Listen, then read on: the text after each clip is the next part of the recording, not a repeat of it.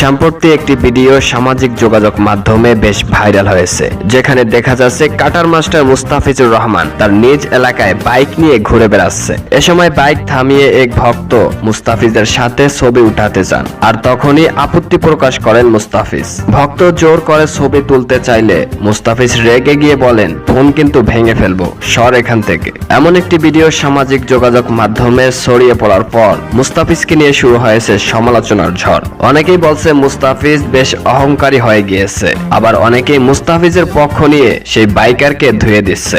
একজন মানুষের পার্সোনালিটি থাকতেই পারে, তাই বলে কি সব জায়গায় ছবি কিংবা ভিডিও উঠাতে হবে? প্রিয় দর্শক, মুস্তাফিজের এই আচরণটি আপনারা কিভাবে দেখছেন? আপনাদের মতামত জানাতে পারেন কমেন্ট বক্সে।